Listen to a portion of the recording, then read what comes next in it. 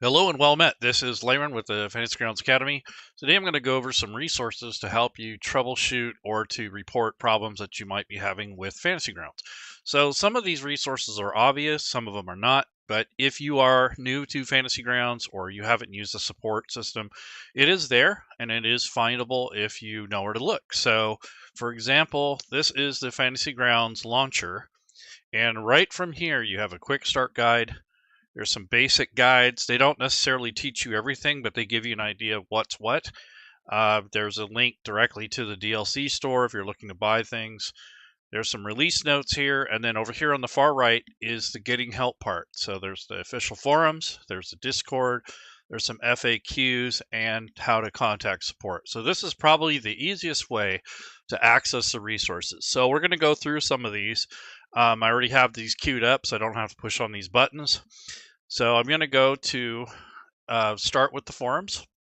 So when you come to the forums, you do have to have an account. You do have to be logged in. But once you're here, there are a few sections here that are pertinent to support. One of them being, if you want to see what was changed or updated, you can go to the City Hall. And if you go to the rule set update changes, you will see all the things that they've been working on and fixing. So if you're using the newest and latest and greatest Fantasy Grounds 4.5.2, you notice there's a lot of changes, some incompatibilities. It's kind of par for the course when it comes to having Fantasy Grounds update in such a big manner. So they've changed the way that the theming works. They're going to a standard, and some of these standards are not very well received or accepted by the community, but I think eventually over time it'll get better. But essentially, over the last few days, there have been a lot of fixes and updates. So if you're suffering from one of these issues, such as the missing arrows on the story entry, that sort of thing, those have been addressed. There are still a couple niggly changes that people aren't really digging right now, but those will eventually get smoothed out, I'm pretty sure. So these are just some of the things you can look at to see what was being updated and what's being worked on as far as Fantasy Grounds updates go. So 4.5.0 was a big change. So not going to lie, that really irked a lot of people. So the sticky notes here, there's also another place where the smaller bugs have been fixed. There's been some updates on the client side. So you kind of have two places to look. You have stuff that's being pushed against the overall functionality of Fantasy Grounds, and then there are places that have been updated in regards to a specific rule set. So you have the overall, and then you have the rule set changes. And then recently, Doug posted a thing where they have an updated server. It's supposed to be faster, more robust, and that sort of thing when they push big updates, because it was really tough to know what the volume of people that were going to be downloading the changes is going to be like. So they're working on that part too, accessibility for the updates. And then if you go to the House of Healing, this is the best place to report your issues. So quite often you'll see that people are reporting things they don't like, certain things. Like for instance, there was a way that you used to be able to edit and create your own NPC or your own character facing content, but it wasn't available. Well, it is now. It was broken for a while, but there were some missing links and such, so that's been addressed. So there's a lot of little things like that that broke or that changed since the update. So if you have a problem with that, go ahead and post a new thread. Give them information like what rule set you're using, if you're using extensions, because they're always going to ask you to turn those off, and then if maybe your operating system. So those are just the basics you want to lead with. If you want to report an issue with Fantasy Grounds, up here on the top left, there is a hamburger menu. It's on the very top left corner. I don't know if my pointer is showing, but over here is the hamburger menu. If you click on that, this is the console. You can compile logs from here. So let's say you're having a problem getting up and into Fantasy Grounds or connectivity issues, you can compile logs from there. And within the actual Fantasy Grounds, I'm just going to load up a campaign to show you how to do a console. So that is a console log where you can initiate compile a log from within Fantasy Grounds. So while that's loading, the other place you want to look for changes and such is in the laboratory. So this is a place where you would go to provide feedback before the official version is released. So it would be nice if more of us had time to go in there and actually test the features out in Fantasy Grounds before they're released to the public. So there was about a 2 to 3 week lead up before 4.5.0 was released. So this seems to be, I mean, I could be wrong about this, but it only seems like the same 50 people basically do the testing, and the rest of us kind of wait until after the fact, and then when we see something broken, then we go and report it. So what this does is it creates a test channel within Fantasy Grounds. So what that is completely separate from your game. So if you want to try out your campaign, you can try the test channel, which creates a separate folder. It's completely separate from your game. It doesn't break anything. And essentially you'll be trying out the new features that are up and coming. And then you can see if your extensions or your homebrew content or any of that stuff breaks before they release the full version. I think this is where we're missing an opportunity to make sure we like and accept the changes that are coming and report those then instead of waiting until after the fact. But you can't capture everything. I understand that. So that's something that is tough. It's a tough ask to ask everyone to do that. But I think if more of us use the beta period to report problems and to establish what's broken and what we don't like and that sort of thing, it'd be a lot easier on the rest of the community. But there again, getting people to commit to that is difficult, especially when you have limited time. But I think this is one of the issues that occurs quite often, because we'll have a big update and then everything will break, or a lot of stuff will break. A lot of it centers around extensions and stuff, but not everything. So it would be nice to have some of that stuff reported before the major release. So these were started back in February. So it's not like this is brand new. The changes that were coming were noted. They were put in the developer notes. It is something that does typically gives you at least 2 weeks to check out.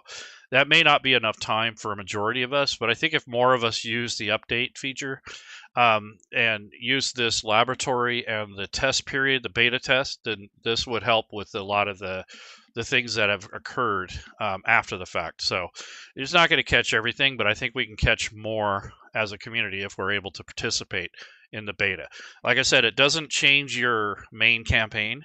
It doesn't break anything. All it does is it allows you to test out the new features, and then you can go back to the live campaign, which is completely separate. I think part of the hesitation is not just time, but also concern that it's going to break your campaign. Well, it doesn't. It just makes a whole new campaign environment and allows you to test without breaking any of your existing stuff. And it gives you an opportunity to check out your favorite extensions and to see if it breaks your homebrew, that sort of thing. So I think if we could come together as a community and start using this beta test period a little bit more, I think it would help Smiteworks and help everyone else. But that's a big ask. A lot of people don't have time, so I get it. So that's something. But now we all have time to complain about the things that have broken. So I think this would be more proactive instead of reactive. That's all I'm saying.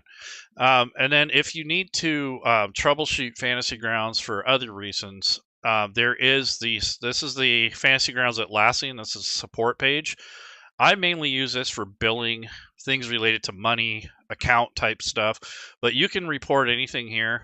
But this is for technical support, licensing, stuff on the forge. You want something to be tracked that has a serialized, information. It's more formal. You can use this. This is a helpful tool. It's a portal to get a hold of someone and deal with, licensing and all that kind of stuff.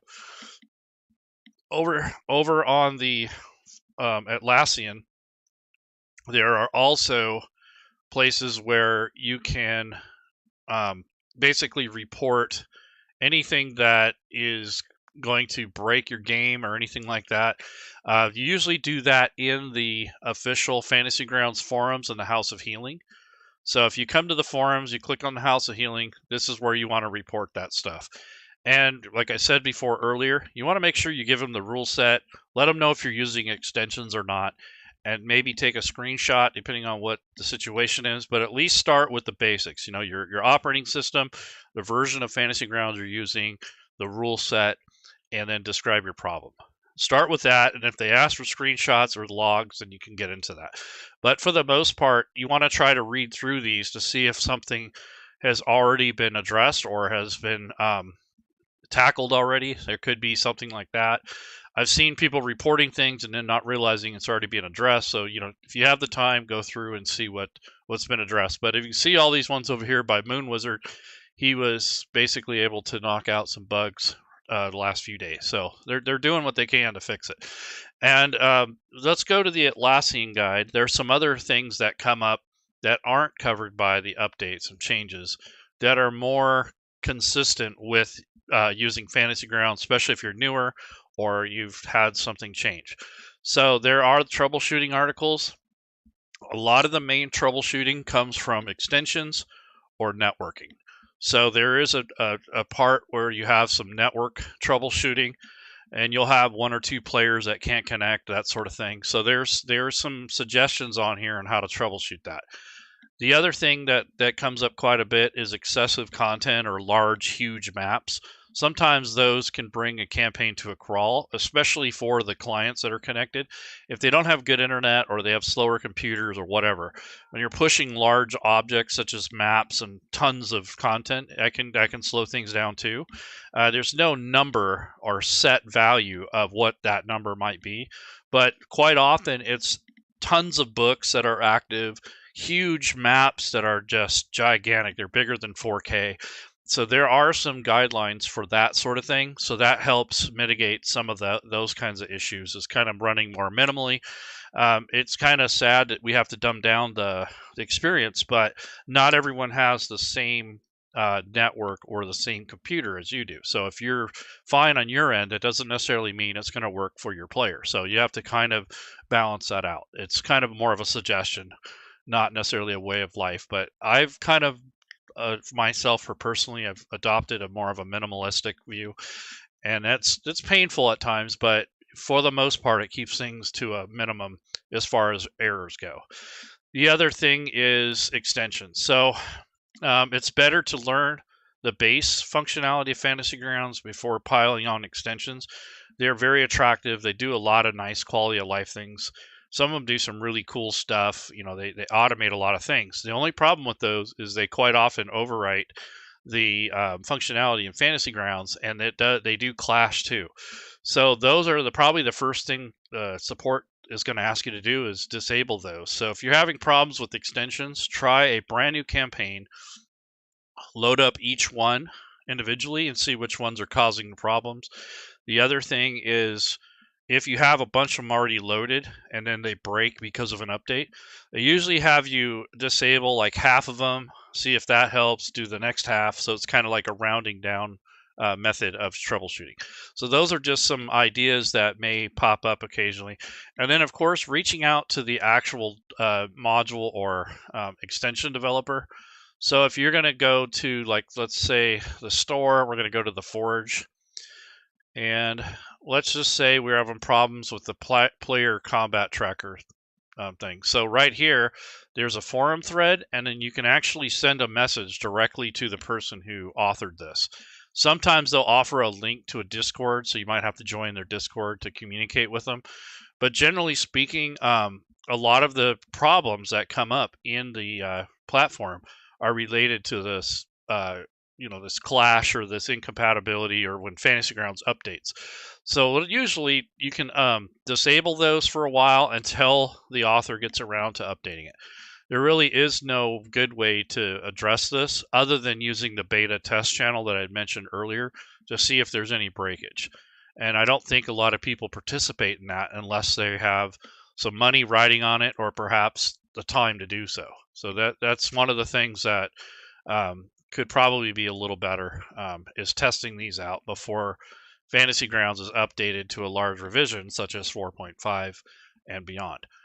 So this is just some of the ways where you can actually reach out to the authors or the people that make these things so that you can get the help that you need, and then always temporarily disable if you can and see if an update later on will fix the issue.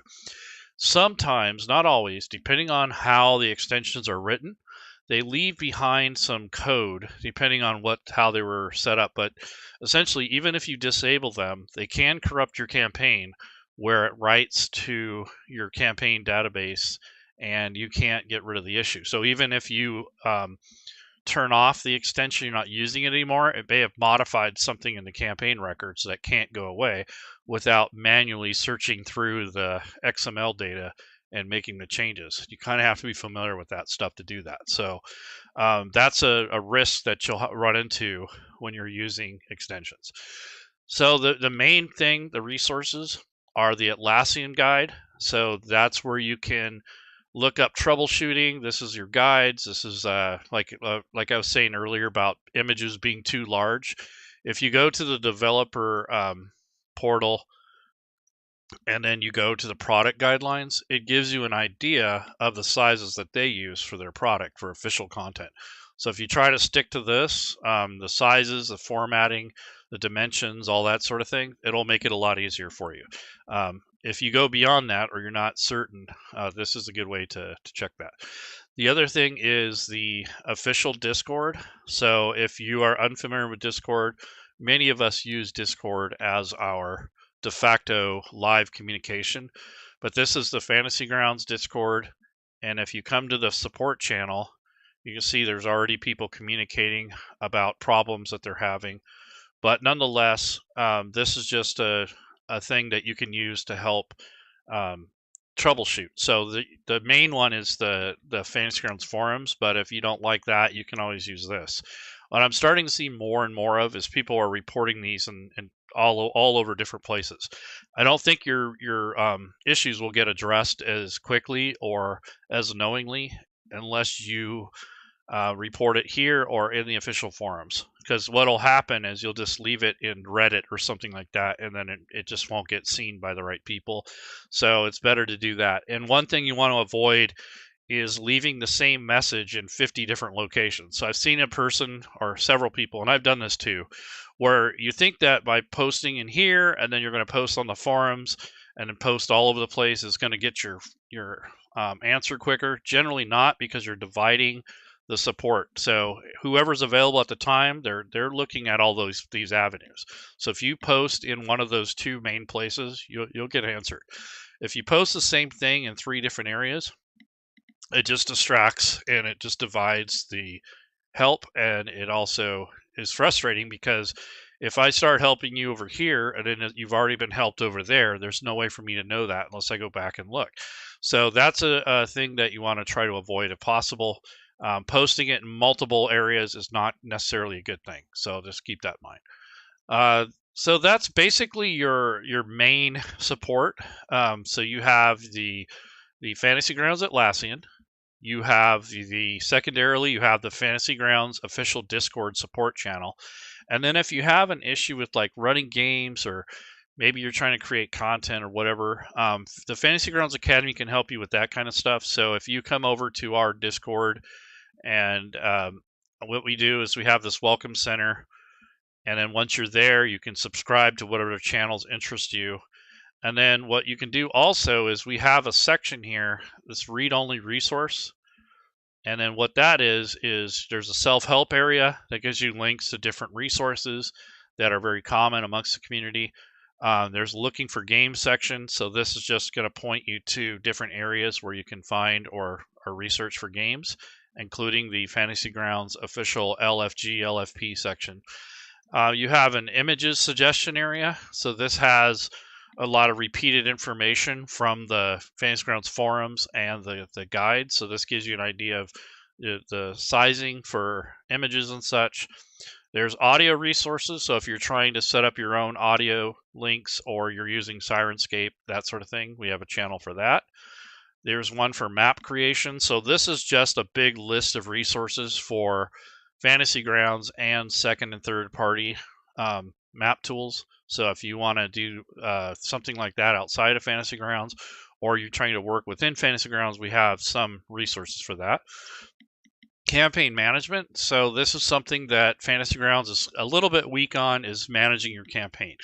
So we have some campaign managers as of 2023. You got World Anvil, Legend Keeper, Obsidian, Notion. There's all kinds of different ways to do this, and some community recommendations that also help, and some other things like you have strongholds and followers, player agency on the Fantasy Grounds Forge. This gives you more of a way to kind of build your world and have players contribute. So that's a really cool extension I would check out if you're going to use extensions, that is. And then, of course, there is a Fantasy Grounds XML to PDF conversion tool. It supports DCC, D&D 5e, and Cyberpunk Red. So essentially, this website allows you to print your PDF or print your character sheet into a PDF format in case you want to play around the table. And then, of course, there's your system. You choose a file, and then you convert it, and then you can print it off as a PDF. So it's kind of a handy tool. It's not an official SmiteWorks supported tool, even though they put this logo here, but it is a useful tool sometimes. And sometimes it'll break. Sometimes they have to catch up with the changes in Fantasy Grounds. So if something major changes with the character sheet, it might break this. So just be wary that I wouldn't rely on these 100%. Let's see, what else do we got in our Discord? So that's the majority of it. And then we have a module creation section. So this has got a bunch of resources for tools, tips, information, all kinds of stuff for converting, creating content, building stuff, things that are related to like homebrew or conversions and that sort of thing.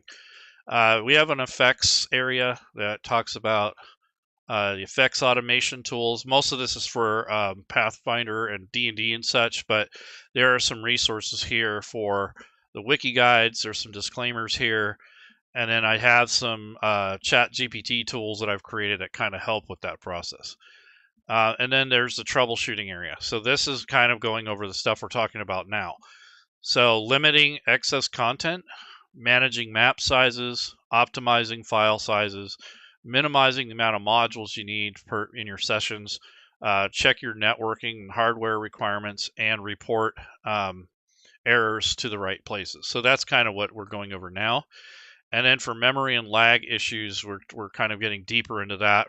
Talking about the physical size of a map can primarily impact how it is across your network and with your players. GPU load, there are ways to mitigate that using the vsync command, and also within your video card there's settings to limit the frames per second. So the recommendation is like 60 or lower. That's another thing that people come across occasionally. Line of sight data, it could be a map that's way too complicated. It's got way too many data points in it, so that could be an issue. And then the optimization efforts that are being made to continuously optimize the memory and how it addresses the system is something that SmiteWorks works on in the back end. So these are just kind of tips and guides. They're not a really hard rule or anything. These are just kind of helpful for the community. The next thing is once you're in Fantasy Grounds, if you start seeing console errors, you can report them if you want. So you do a / type in the word console, and then hit enter, and it brings up this console. You click on compile logs, and that'll pop up a window to show you where it's being saved. Mine defaults to the actual desktop, and this would be the file that I would share with customer support. So that's one thing. If you have a really small issue that it's not detrimental to your gameplay, or you don't care what it says, you can do a / console skip. And what this does is it keeps that from popping up during your session. So there's a command. It's fairly new. It's per session, so you will have to reactivate it every time you play. But it's a / console skip or skip console. I don't remember which one it is, but basically it keeps that window from popping up every 5 seconds. So that'll help if you have an extension that's giving you issues and you don't have time to address it in the middle of a game. However, I don't recommend keeping that on all the time. So when you log back into your game, you're going to have to activate it anyways. But it's a reminder to let you know that something isn't right. And until it's updated in the Forge or wherever you got it from, you can opt to skip the messages per campaign session. So it's not a permanent setting. It'll stay on during your session, but when you exit and come back in, you'll have to reactivate it. So that's a command that you can do in here if you're having that issue. The other thing is for content under modules, if you're running a game, generally speaking, this is just some DM advice, is if you have like 12 different books here available for your players to choose from when they're building characters, that's fine. In the beginning, you bring in one or two people, have them build their characters, and then as they don't need the content, you can unload them. So when at first level is generally where all the main stuff is, and once that's done, you can start eliminating books and maybe just leave open the core book. So you don't need like 10 books open the whole time you're playing. Generally speaking, from first to third level is where you get most of your stuff. After that, you don't need but one or two books. So as the campaign progresses, you will need less and less content for building characters. The only time you need that is when you're leveling up or when you first initially start building characters. After that, you generally don't need those books outside of the player's handbook or the core book for your character creation. Sometimes you'll need a spell, a feat, or some sort of special subdomain that comes out of Tasha's or one of the other books. That's fine. But when you have like 20 different books open and people are connecting to that, that can also cause a little bit of lag and memory issues. So kind of run lean on the character creation content after you've initially built your characters. That's something that you'll learn over time. Generally speaking, though, if all you're doing is building characters, then you'll have to have a lot more open books. The other thing is on the GM side of things, when you're running adventure, some people run kind of off the seat of their pants. They don't have a lot of prep time, so they'll run with everything open. And that is okay, but it can cause some lag and issues down the road as your campaign grows. So some people want the monster manual, they want their kobold press books, they want all that stuff loaded in case they need it for the adventure. In most cases, you probably don't need it, but to have it there conveniently is a choice, and that is certainly something that can lead up to having too much content loaded. There is such a thing. What that actual number is going to depend on your system, your game's rule set, and all those sort of things. But that's just some basic experience talking. That's not a hard rule. You can do it how you want. I can't tell you how to run your games. The other thing is also realizing that Fantasy Grounds is really self-contained. It's hard to do anything outside of it. So if you're using third-party tools or you're using extensions and such, just remember that those tend to cause issues sooner or later. So if you rely on extensions, you have to keep up with them, and eventually you're going to have to face the fact, is it worth it or not to have these things activated? I got to the point where I got tired of managing them, so I just kind of went more minimal. I only use like 2 extensions, maybe 3. And I'm looking in the forums and looking at some of the posts that are provided for problems, and a lot of it centers around the fact that when Fantasy Grounds updates, the extensions don't update right away because the author may not know exactly what's been broken, and so on and so forth. So basically, the users are doing the R&D for the authors, and then there's really not a good way to report those either without messaging and spending a lot of time on it. So I kind of got tired of doing that, so I minimized how many I actually use, and that helps a lot. That's pretty much it. So if you have any comments or better ways to handle this stuff, or perhaps you have a complaint or something, I'm open to that. But just remember, I'm a community member like yourselves. I do not officially represent Fantasy Grounds or Smiteworks. I'm just kind of helping out based off of experience and based off of things that I've come across. I don't always know what to do, but I've certainly learned what not to do. And those are what the whole Fantasy Grounds Academy was built upon, was those principles. So my whole thing was frustration with the platform. I used to get really pissed off, rage quit.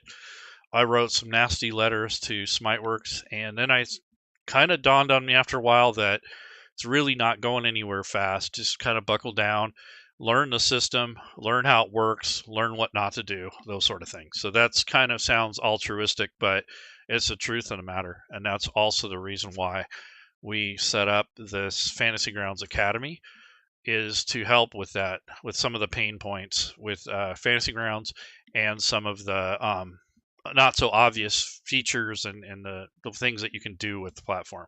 So that's what we more focus on, is what we can do instead of what we can't do. And you'll find that Fantasy Grounds is actually more alike between rule sets than different.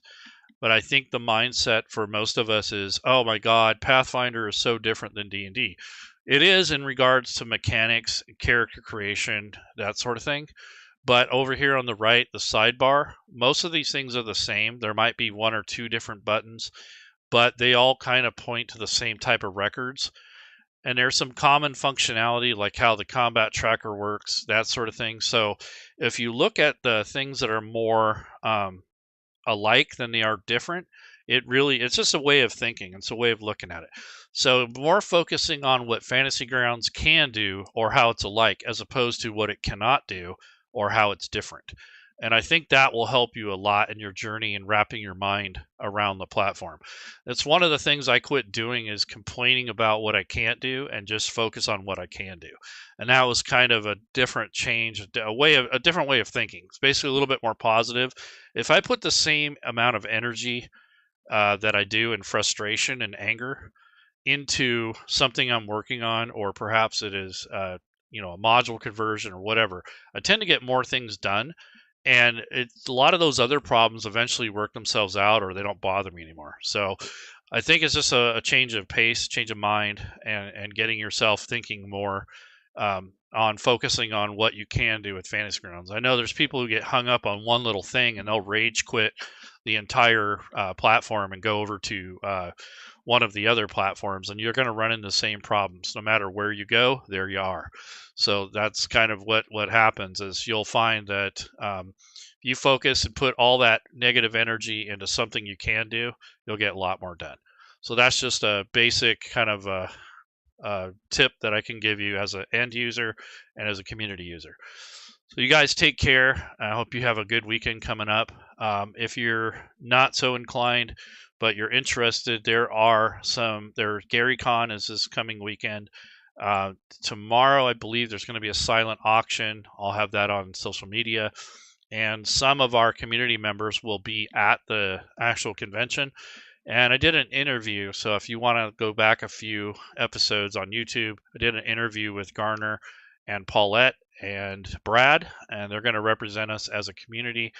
They're not going as official Smiteworks. They're kind of going as individuals, but they will be talking about using advertising Smiteworks and Fantasy Grounds there. So take care, everyone. Have a good weekend. I hope this stuff helps, and I will have links in the description as to the resources. So if you're running into problems, you're getting pissed off, those sort of things, there are some resources for you. It's there. You just got to kind of know where it is and kind of get used to the tribal knowledge and all that stuff combined. So take care.